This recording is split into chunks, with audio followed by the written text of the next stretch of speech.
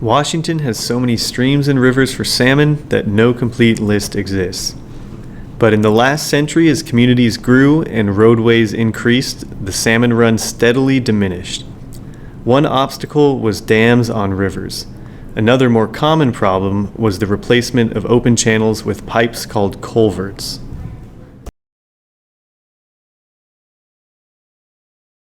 The culverts kept streams flowing, but over time they created problems for salmon returning upstream to spawn.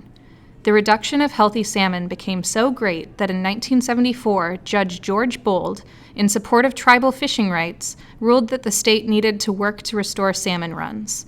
And a lot of that effort continues to focus on replacing bad culverts. Culverts can go bad in several ways, often caused by stormwater flooding or earth shifting. The most common barrier is a culvert whose water flow creates a significant drop in height. Here's the official guideline.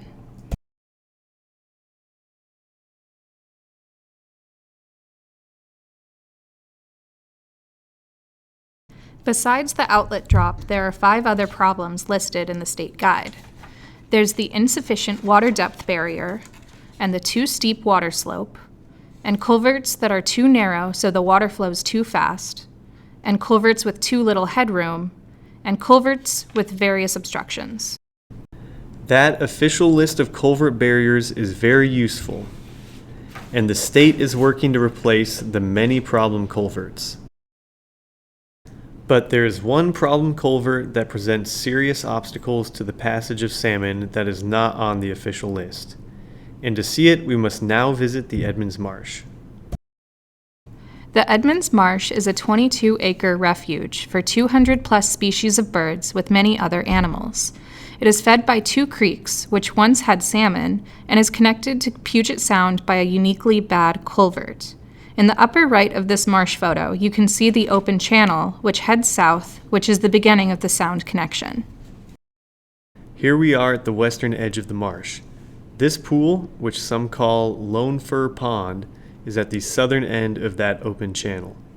The pool is officially known as the Marsh Outflow Basin.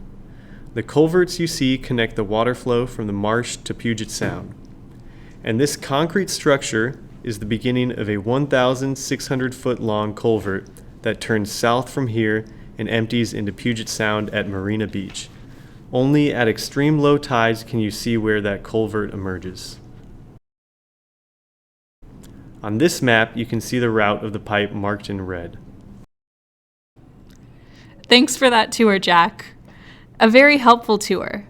It's pretty easy to see why a culvert that is 1,600 feet, over 5 football fields in length, and has an entrance for returning salmon way below the water surface is a very effective obstacle for any salmon attempting to return to the marsh and to Willow and Shellabarger creeks. If this culvert were represented on the state's official guide of culvert obstructions, it would look like this. It really is a bad culvert.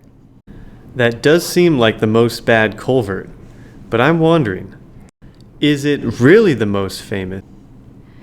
Not as famous as it deserves to be. Not yet.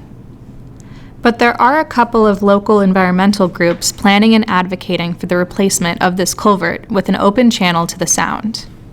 And the city has done some planning of what that might look like. And local artists like Bear Carpenter have imagined what that might look like.